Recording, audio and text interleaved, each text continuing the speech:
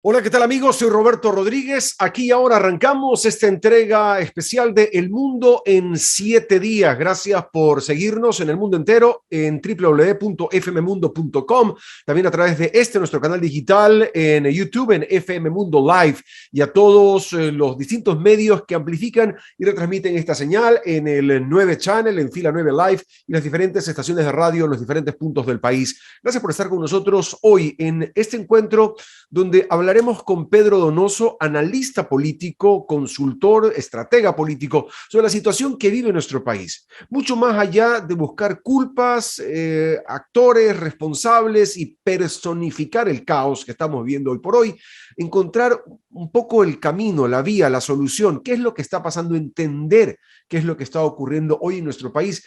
Solamente sabiendo lo que pasa estaremos en capacidad de poder analizarlo y poder encontrar caminos, vías de solución. Ese es el diálogo que hoy nos reúne en Twitter e Instagram, @RobertoEcuador, así me encuentras, Twitter e Instagram, @RobertoEcuador. Aquí ahora arrancamos, esto es El Mundo en 7 días, aquí en FM Mundo Live. Si ves que alguien no respeta el distanciamiento ni usa la mascarilla, díselo. Usamos tapabocas, pero no para quedarnos callados. No te confíes, el estado de excepción terminó, pero la pandemia sigue. Alcaldía de Guayaquil. Autorización número 0290. CNE, Elecciones Generales 2021. Como lo habíamos anunciado, hoy nos acompaña Pedro Donoso, consultor, analista político, y la gran pregunta es hoy, ¿a dónde marcha el Ecuador? Ya que 2019 marchamos en torno a un destino y parece que el destino nunca se alcanzó. Hoy marchamos a otro destino, un destino de incertidumbre. Más allá de la coyuntura del momento, ¿qué pasa con nuestro país y estas manifestaciones que van teniendo una suerte de tsunami, una ola que viene, destroza lo que encuentra a su paso, se recoge y vuelve a salir, y el mar no termina de calmarse? Pedro, gracias por atender nuestra invitación. Roberto, gracias por la invitación, siempre un gusto. Creo que ese es el problema. El problema finalmente es que, digamos, el Ecuador es de este país esponja, ¿no? Como dice una canción, que se chupa lo que pasa y no tiene la madurez política y democrática suficiente de procesar lo que sucedió. Es decir, en octubre vivimos, digamos, un momento muy complejo para nuestra democracia, un momento muy complejo para nuestro tejido social, y no tuvimos la habilidad de, digamos, dialogar, debatir y sobre todo profundizar en lo que sucedió. Nos quedamos, digamos, con una narrativa polarizante de los unos contra los otros finalmente, y no tuvimos la capacidad de profundizar en el fenómeno, ¿no? Lo que estamos viendo ahora, de una u otra manera, tampoco puede entenderse como un suceso que aparece de la nada, es todo un proceso, ¿no es cierto? El contexto finalmente es un contexto bastante complejo, finalmente, con unos indicadores sociales preocupantes. La FAO publicaba recientemente un estudio que decía: en el Ecuador, 4.3 millones de personas no pueden financiarse una dieta saludable, ¿no? Entonces, digamos, esos indicadores un poco podrían venir a explicar lo que nosotros estamos viviendo como fenómeno, más allá de las particularidades, como tú dices, ¿no? Bueno, ahora, frente a esto, y creo que vamos a asumirlo no como un consenso, pero como una mayoría. La mayoría de las personas, no sé si tú tengas datos exactos al momento, pero de lo que yo he chequeado, mayoría de las personas están de acuerdo con que existe una validez en reclamar lo que el movimiento indígena está reclamando. Pero existe la otra inmensa mayoría que dice que no es la forma de hacerlo. Es decir, hay una validez a lo que se está solicitando, que es decir, que haya una mayor nivel de equidad, pero no es la forma de hacerlo, porque lo que estamos haciendo es equiparándonos no para arriba, sino para abajo. Digamos, es entendible, sí. A ver, la única encuestadora, lo que yo he podido ver es de datos, la que ha publicado, digamos, esos datos, ¿no es cierto? Alrededor de 7 de cada 10, digamos, no concuerdan finalmente con la forma. Pero ese no es el problema. O sea, es entendible finalmente que esa sea la sensación. El problema es, yo creo que el problema de profundidad, que es del contexto, ¿no? Entonces, esas cifras son importantes, pero son muy contextuales, muy coyunturales. Regresamos a ver, para mí, lo que yo siempre repito, la ecuación más peligrosa de todas, ¿no es cierto? Que es el alto pesimismo, esta poca confianza en el Estado, ¿no es cierto? Y esta poca confianza interpersonal. Tenemos últimos datos de perfiles de opinión, la última encuesta a inicios de junio, ¿no es cierto? 9 de cada 10 ecuatorianos, ya se llegó al 9 de cada 10, se sienten pesimistas del presente. Solo 1 de cada 10 confía en el Estado, y de acuerdo al barómetro de las Américas, a la POP, ¿no es cierto? Estamos en el grupo de países en donde no tenemos confianza interpersonal. Solo 5 de cada 10 ecuatorianos confían en el otro. Esa es la génesis del problema. Estas cifras que nosotros estamos citando ahora del malestar ciudadano son totalmente comprensibles, son entendibles, pero no nos ayudan a entender el fenómeno profundo, ¿no? Entonces, en una sociedad altamente pesimista, con poca confianza en el Estado, los fenómenos que hemos visto son fenómenos absolutamente entendibles, ¿no? Es decir, si yo no confío que el Estado tiene la autoridad de mediar este conflicto, ¿no es cierto? Soy yo el que cierro la carretera, soy yo el que voy y golpeo a mi vecino porque cerró la carretera, ¿no? Entonces, digamos, el fenómeno social va mucho más allá de lo que podemos ver ahorita en los cuantitativos, ¿no? Ahora, la gente busca y trato de llegar a ese análisis del macro y de entender el fenómeno, porque esta es una situación que va en una franca escalada y una escalada que no tiene un desenlace claro, porque no hay opciones. Es decir, cuando tú te sientas en una mesa de negociación, te sientas a establecer puntos, estás dispuesto a ceder cada una de las partes en favor de llegar a un acuerdo común. Del caso contrario es una exigencia, o aceptas eso o plomo o marcha. Entonces, la cosa se complica hacia ese lado porque los canales y las aperturas de negociación, cuando tienes una Latinoamérica que va cambiando, yo no soy tan partidario de las izquierdas y las derechas, yo creo que ese discurso ya se acabó hace rato, la gente busca el cambio por el cambio. Estamos ahora buscando qué cambio, ¿cambio a qué? ¿Hacia dónde vamos? Es muy complejo porque es como te digo, tiene como un montón de aristas el fenómeno, ¿no es cierto? Para mí, la única válvula de escape es la válvula política, ¿no? Y esto quiere decir el diálogo, finalmente, ¿no? Evidentemente, ahorita no hay las condiciones, ¿no es cierto? Y hay varias vertientes de análisis, ¿verdad? Lamentablemente, y lo digo con mucho dolor, ¿no es cierto? La diferencia entre que el diálogo se dé ahora y se dé en una semana va a ser el número de muertos, ¿no? Esa va a ser, digamos, la cifra, es horrible lo que estoy diciendo, pero es la cifra que va a marcar un cortaguas, ¿no es cierto? Vamos a terminar en la mesa de diálogo, sí, el problema finalmente es lo que sucede en ese transcurso, ¿no es cierto? El segundo punto es, y aquí también hay un análisis que hay que hacer, este no es un problema, esta no es una pelea entre amigos, no es una pelea entre vecinos, ¿no? Entonces cada uno tiene un rol finalmente, y no lamentablemente, sino lo que manda la Constitución, la ley, la democracia, es que es el Estado el que tiene que construir ese ecosistema de diálogo. No importa que la otra parte no quiera, no importa, el Estado, el gobierno tiene la obligación de construir ese cauce, de encauzar el caos, eso manda la ley. Así, digamos, vivimos en democracia porque todos elegimos, ¿no es cierto?, al gobierno para que él pueda administrar estas tensiones sociales. Claro, la gente me dice, sí, pero la otra parte no quiere dialogar, pues el gobierno tiene que hacer lo que vea necesario finalmente para que esa otra parte, digamos, dialogue. No es su opción no dialogar, ¿no? No sé si me explico. Es decir, el movimiento indígena puede tener la capacidad irresponsablemente, ¿no es cierto?, de no sentarse en la mesa de diálogo, ok, pero el ecosistema que tiene que crear el diálogo, ¿no es cierto?, es del gobierno. Y yo creo que el gobierno lo hizo bien con la apertura, por ejemplo, de la posibilidad que la CONAIE pueda ir a la Casa de la Cultura, por ejemplo, ¿no es cierto? Esa ya fue una salida política a un conflicto político.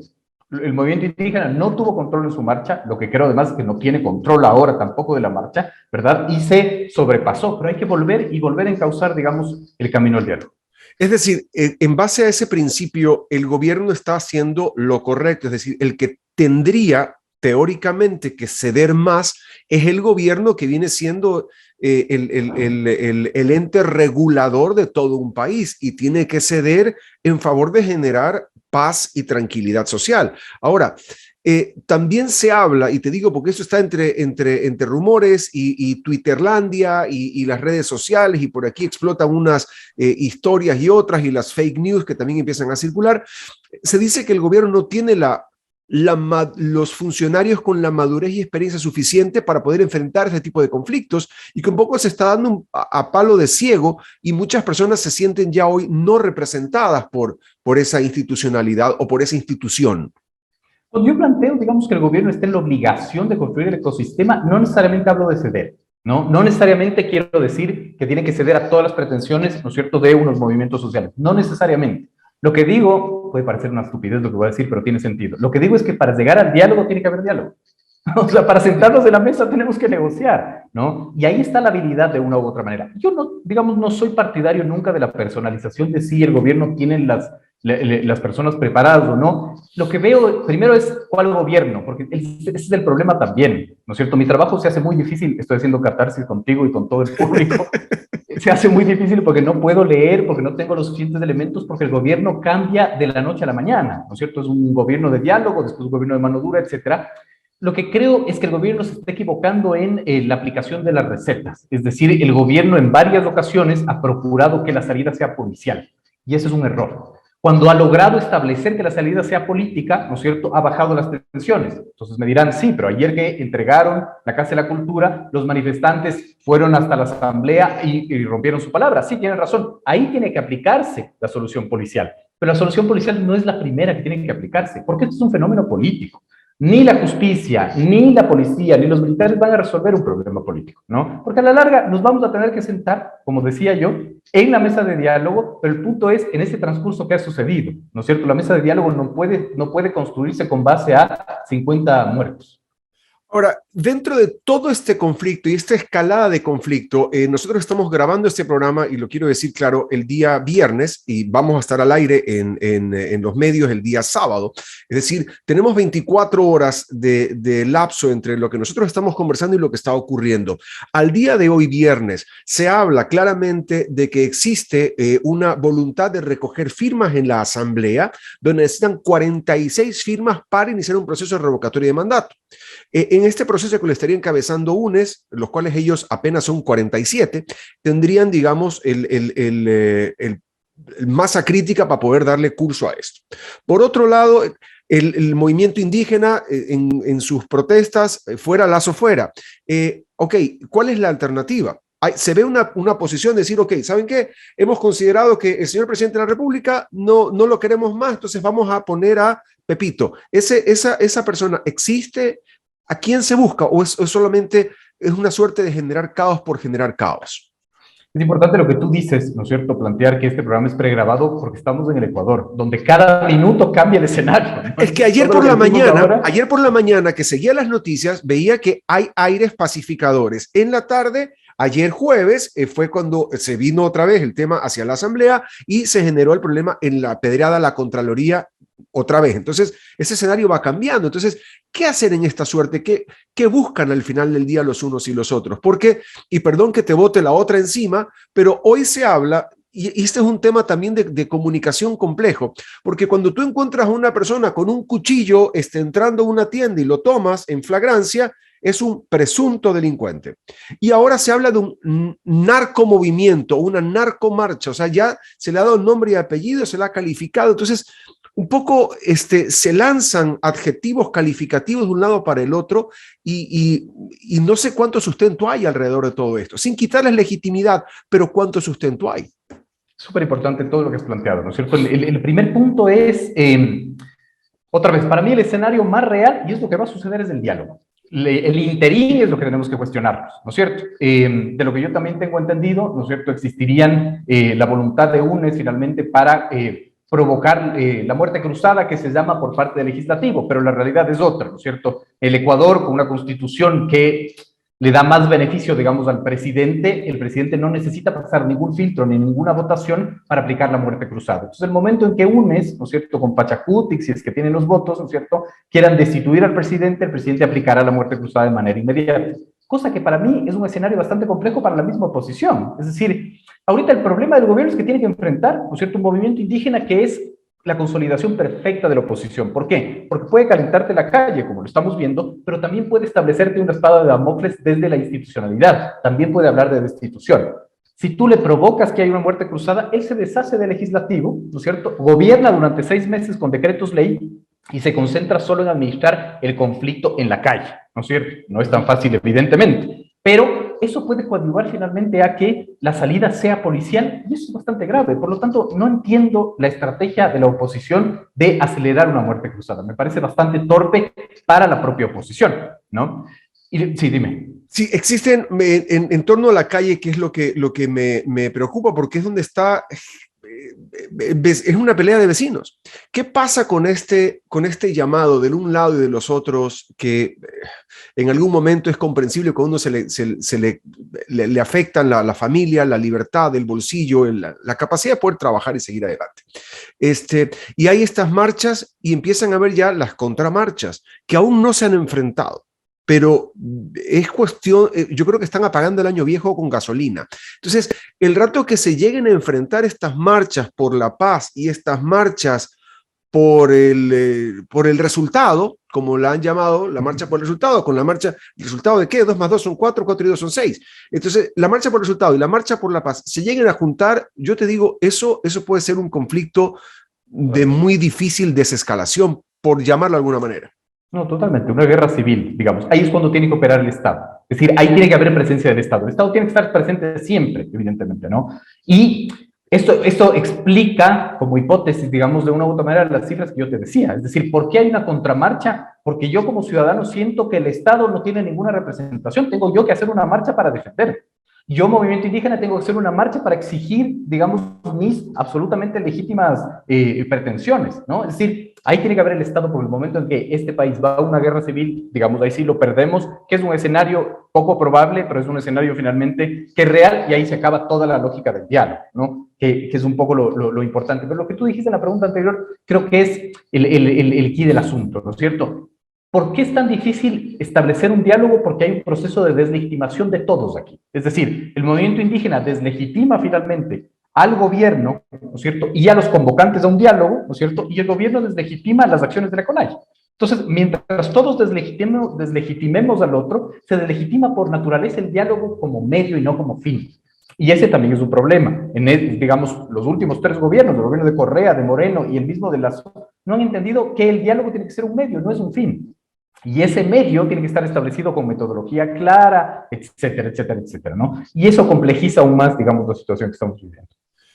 Sin afán de usar bola de cristal, pero ¿cuál ves tú políticamente políticamente ser los escenarios de salida de este conflicto? Porque también, claro, mucho se habla de que se critica, pero no se propone cuando hay oferta, cuando hay propuesta, cuando hay hacia dónde. Ok, lo que tú acabas de decir me parece clave. Es decir, el diálogo por el diálogo, hay que sentarse a dialogar para poder dialogar. Ahora, el diálogo no es el fin, el diálogo es una herramienta para poder alcanzar el fin.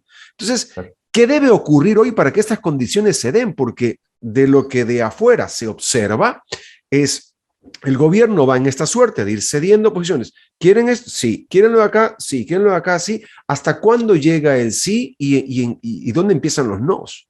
De acuerdo. Yo creo que falta esa fase 0, que es el diálogo para el diálogo, ¿no? Es decir, plantear desde parte del gobierno, decir, ok, nosotros cedimos Casa de la Cultura, nosotros les vamos a pedir que cesen finalmente las movilizaciones, que el movimiento indígena se agolpe en la Casa de la Cultura. ¿Quién es la persona que asume ese liderazgo hoy? ¿O quién es la persona que lo debe asumir cuando tienes un presidente que además le acaba de dar COVID?